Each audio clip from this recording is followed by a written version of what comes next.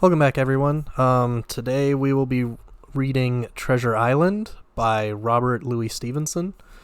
On the back of the book, there's nothing but a quote, so I'll be reading that, and then we'll get right into it. These episodes are going to be in parts versus chapters, because the chapters are like 4 pages long, so we'll be reading the first probably like 4 chapters every episode. We'll kind of feel it out as we go. So let's get into it. There is no duty we so much underrate as the duty of being happy. By being happy, we sow anonymous benefits upon the world. Robert Louis Stevenson. Chapter 1. The Old Sea Dog at the Admiral Benbow.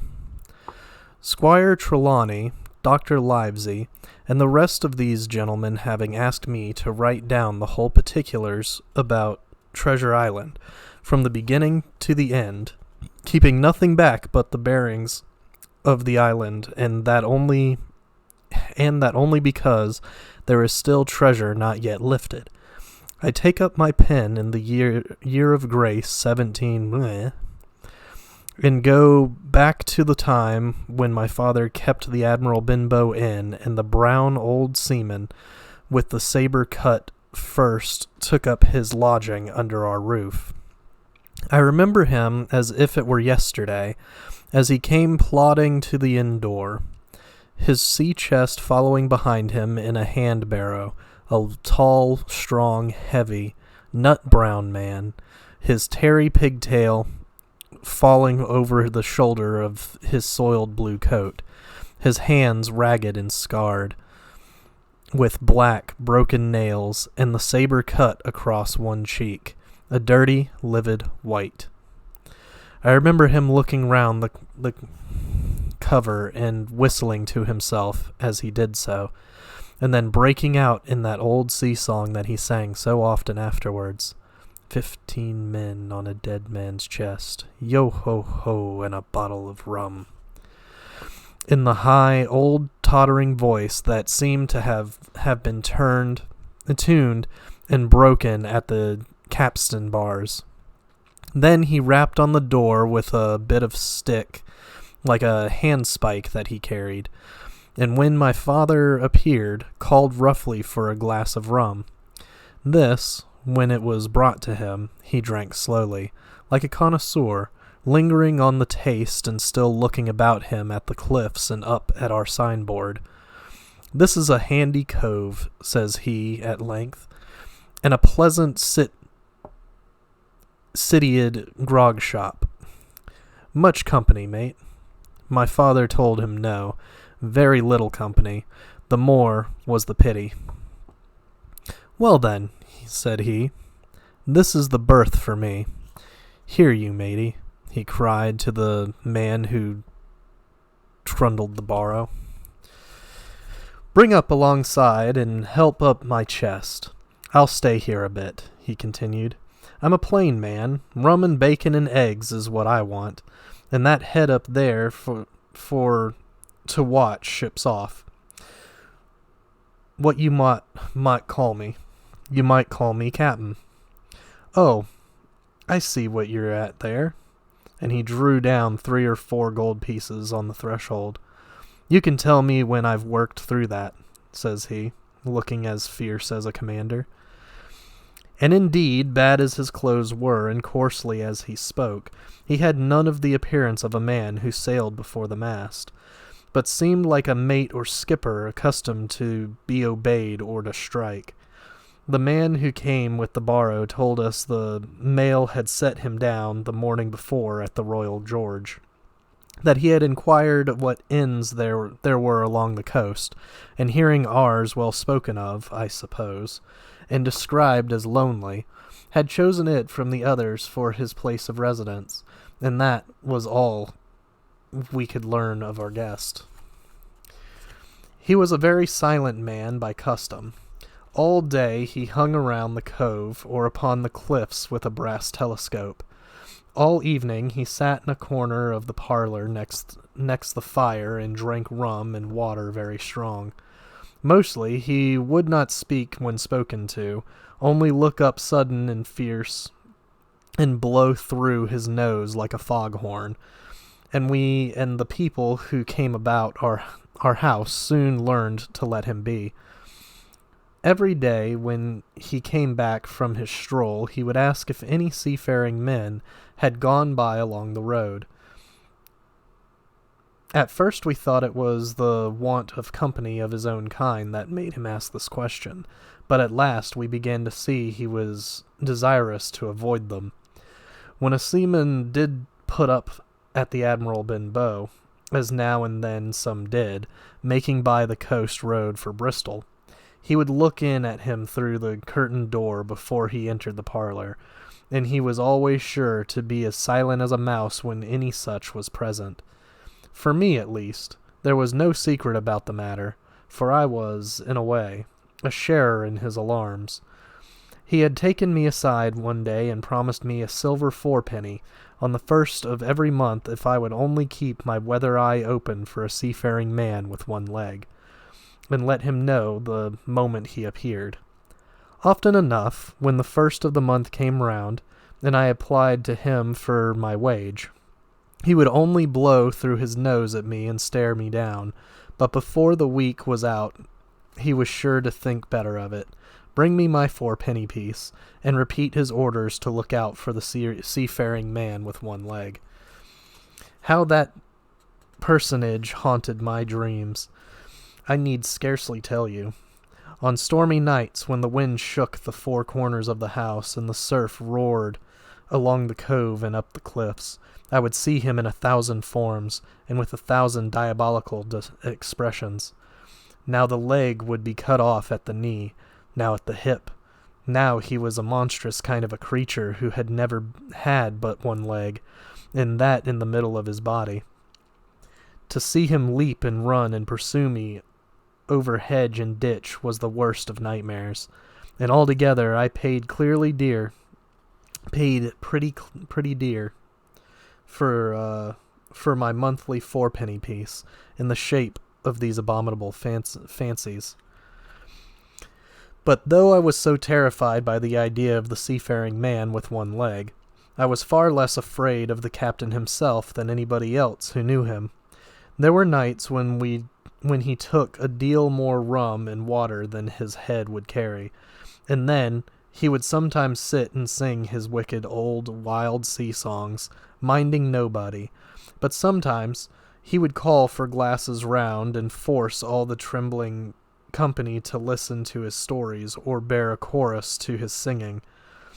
Often I have heard the house shaking with yo-ho-ho and a bottle of rum, all the neighbors joining in for dear life, with the fear of death upon them, and each singing louder than the other to avoid remark.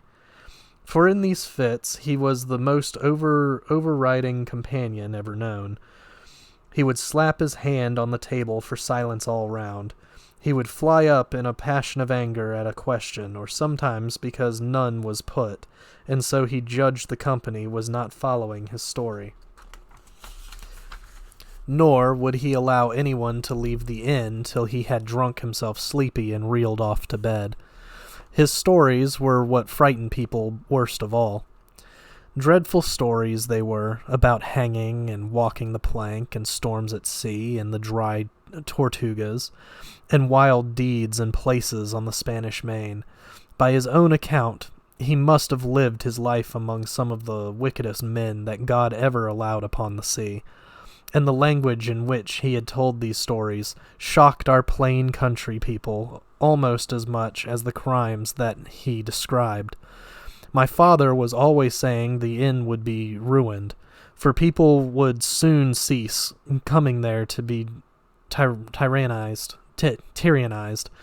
over and put down, and sent shivering to their beds. But I really believe his presence did us good. People were frightened at the time, but on looking back, they rather liked it.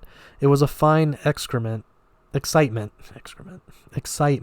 in a quiet country life, and there was even a party of the younger men who pretended to admire him, calling him a true sea dog and a real old salt, and such like names, and saying there was the sort of man that made England terrible at sea. In one way, indeed, he bade fair to ruin us, for he kept on staying week after week, and at last month after month, so that all the money had been long exhausted, and still my father never plucked up the heart to insist on having more. If ever he mentioned it, the captain blew through his nose so loudly that you might say he roared, and stared my poor father out of the room. I have seen him wringing his hands after such a rebuff, and I am sure the annoyance and the terror he lived in must have greatly hastened his early and unhappy death. All the time he lived with us, the captain made no change whatever in his dress, but to buy some stockings from a hawker. One of the cocks of his hat having fallen down, he let it hang from that day forth, though it was a great annoyance when it blew. I remember the appearance of his coat, which he patched himself upstairs in his room, and which, before the end, was nothing but patches. He never wrote or received a letter, and he never spoke with any but the neighbors, and with these, for the most part, only when drunk on rum. The great sea chest none of us had ever seen open. He was only once crossed, and that was towards the end, when my poor father was far gone in a decline that took him off. Dr. Livesey came late one afternoon to see the patient, took a bit of dinner from my mother, and went into the parlor to smoke a pipe until his horse should come down from the hamlet, for we had no stabling at the old Benbow.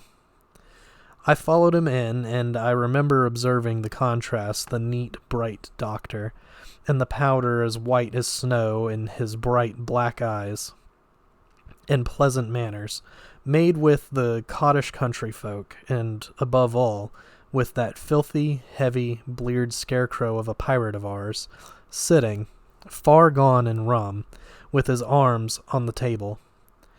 Suddenly he, the captain, that is, began to pipe up his eternal song. 15 men on the dead man's chest, yo-ho-ho, and a bottle of rum. Drink and the devil had done for the rest, yo-ho-ho, and a bottle of rum. At first I had supposed the dead man's chest to be that identical big box of his upstairs in the front room, and the thought had been mingled in my nightmares with that of the one-legged seafaring man. But by this time we had all long ceased to pay any particular notice to the song.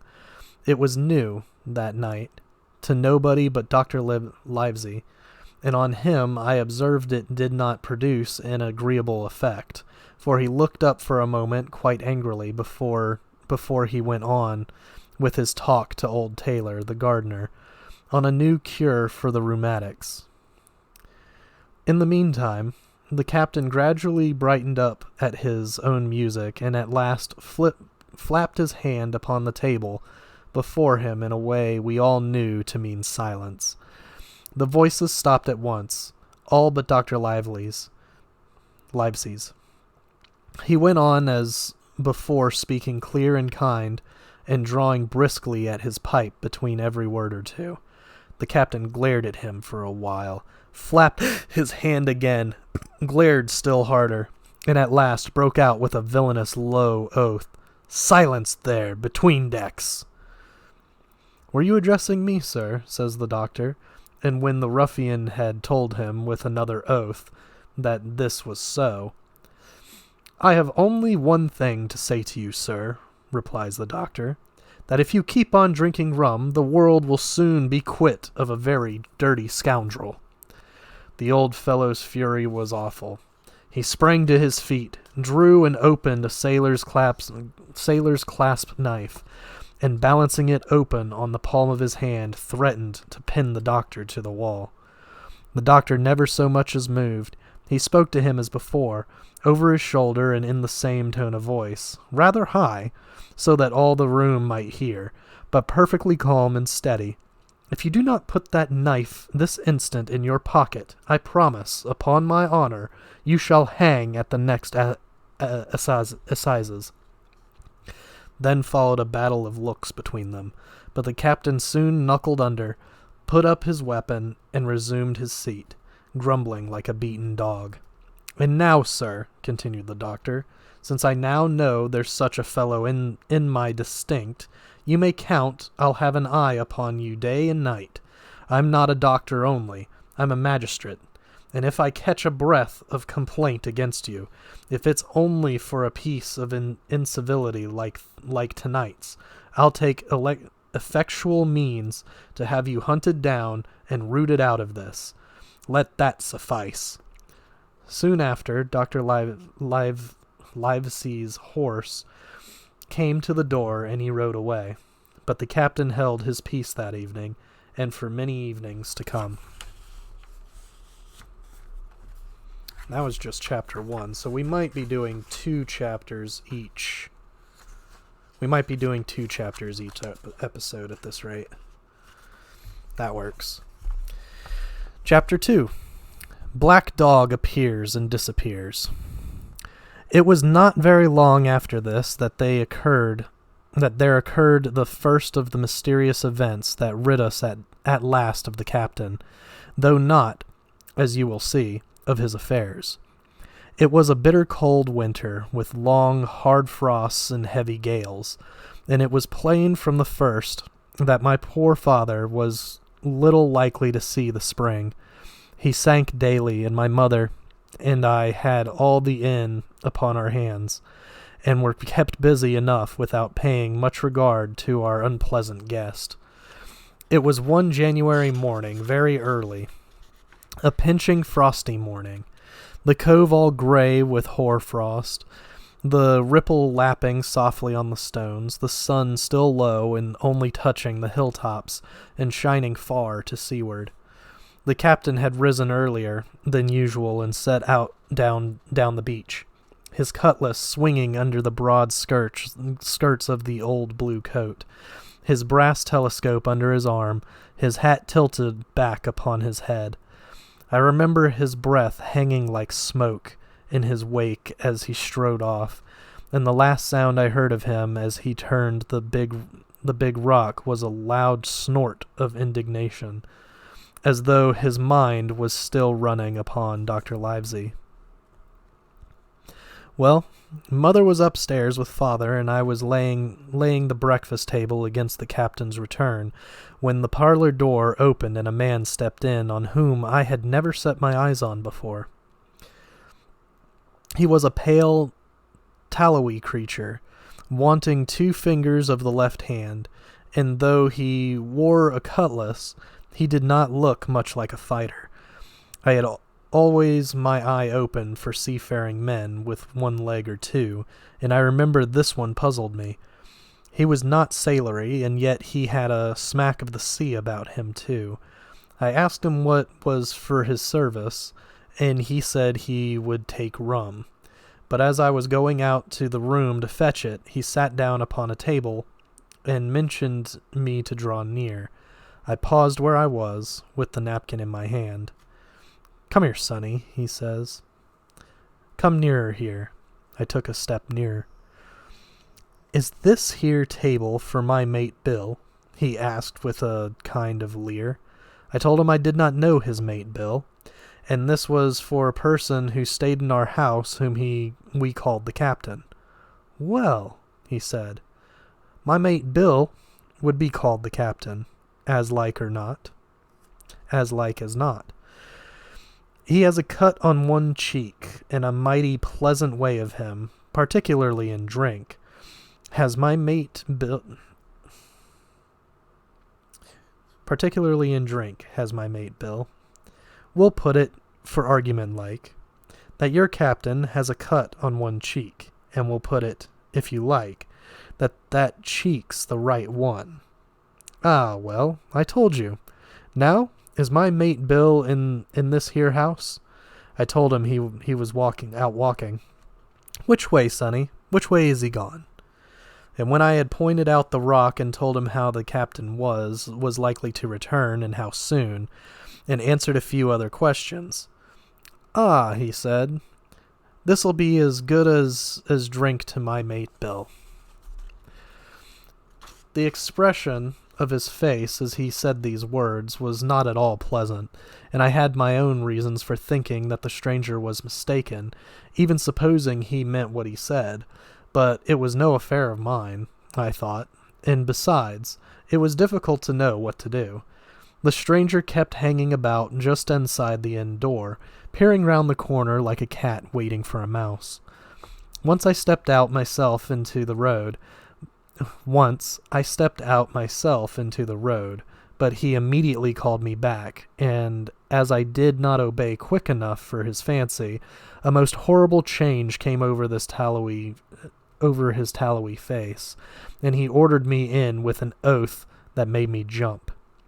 As soon as I was back again, he returned to his former manner, half fawning, half sneering, patted me on the shoulder, told me I was a good boy, and he had taken quite a fancy to me. "I have a son of my own," he said, "as like you as 2 blocks, and he's all the pride of my part.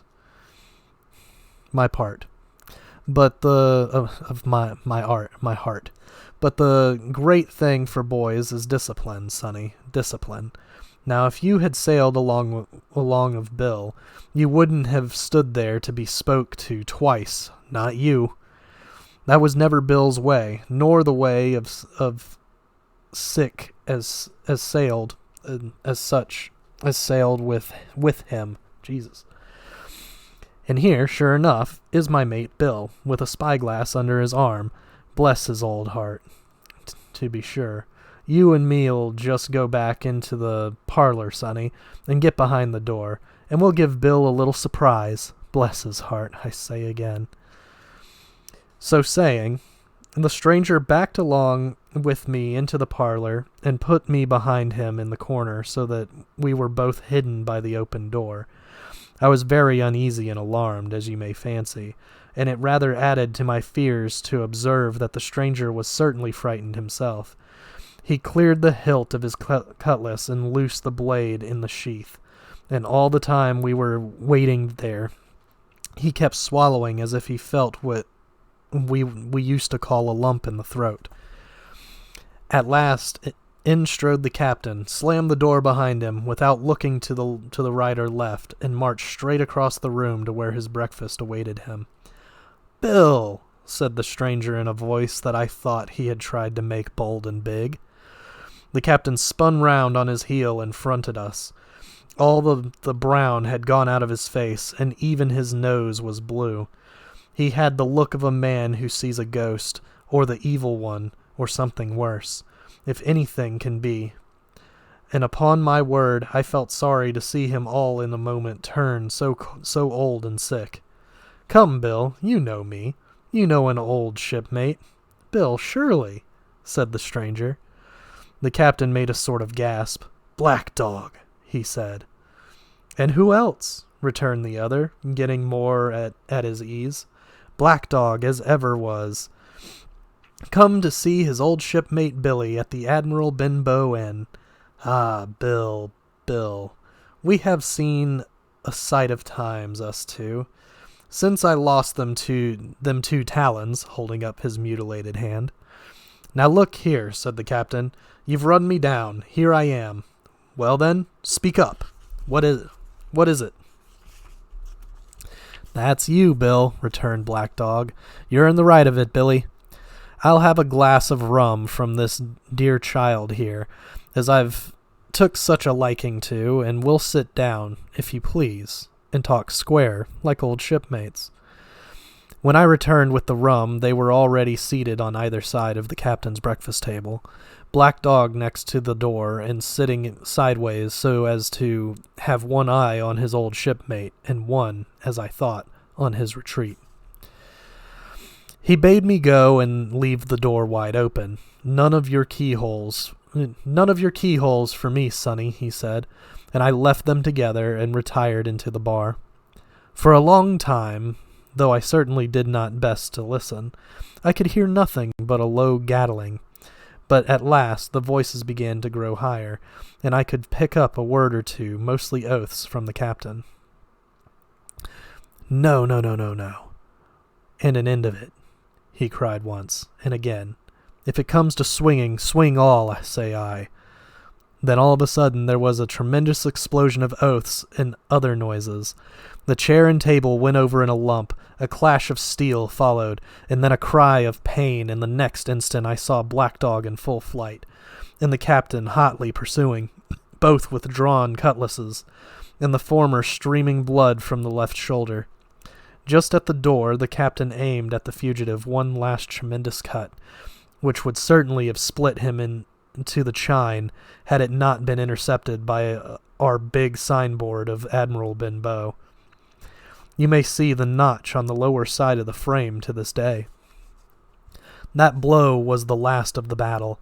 Once out upon the road, the black dog, in spite of his wound, showed a wonderful clean pair of heels and disappeared over the edge of the hill in half a minute. The captain, for his part, stood staring at the signboard like a bewildered man. Then he passed his hand over his eyes several times and at last turned back into the house. "Jim," he says, "rum." And as he spoke, he reeled a little and caught himself with one hand against the wall. "Are you hurt?" I cried. "Rum," he repeated. "I must get away from here. Rum, rum." I ran to fetch it, but I was quite unsteadied by all that had fallen out. And I broke one glass and fouled the tap, and while I was still getting in my own way, I heard a loud fall in the parlor, and running in, beheld the captain lying full length upon the floor. At the same instant my mother, alarmed by the cries and fighting, came running downstairs to help me. Between us we raised his head. He was breathing very loud and hard, but his eyes were closed and his face a horrible color. "Dear, dearie me," cried my mother, "what a disgrace upon the house, and your poor father sick." In the meantime we had no idea what to do to help the captain, nor any other thought but that he had got his death hurt in the scuffle with the stranger.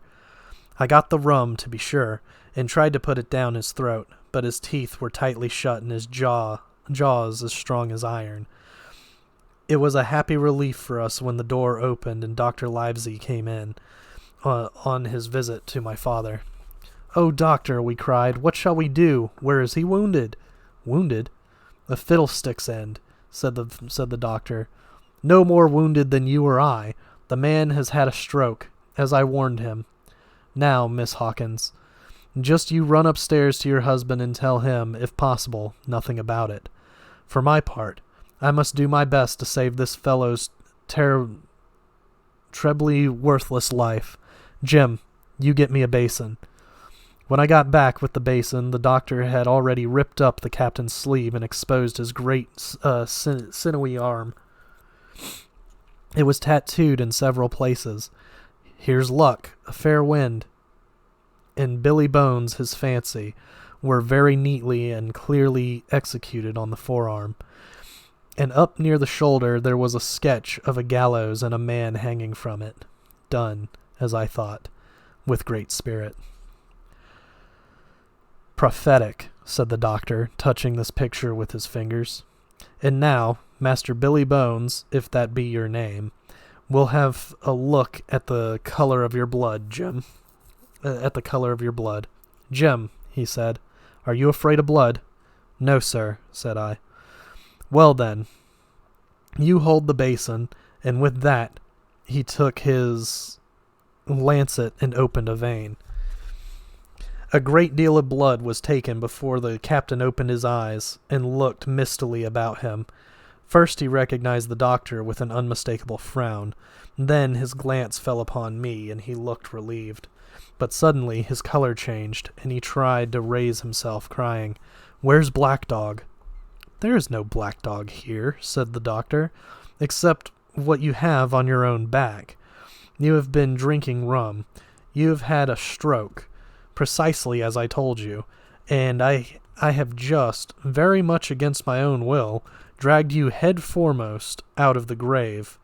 Now, Mr. Bones, that's not my name, he interrupted. Much I care, returned the doctor. It's the name of a buccaneer of my acquaintance, and I call you by it for the sake of shortness. And what I have to say to you is this. One glass of rum won't kill you, but if you take one, you'll take another and another, and I stake my wig, if you don't break off short, you'll die. Do you understand that? Die, and go to your own place, like the man in the Bible. Come now, make an effort. I'll help you to your bed for once. Between us, with much trouble, we managed to hoist him upstairs and laid him on his bed, where his head fell back on the pillow as if he were almost fainting. Now, mind you, said the doctor, I clear my conscience. The name of rum for you is death. And with that he went off to see my father, taking me with him by the arm. This is nothing, he said as soon as he had closed the door. I have drawn blood enough to keep him quiet a while. He should lie for a week where he is. That is the best thing for him and you. But another stroke would settle him. And that's where we'll stop today. I think from here on we'll just do the 2 chapters. I thought we were going to get a little bit further. But there's actually a lot of content in these 4 pages. So we'll see you guys next week with part 2.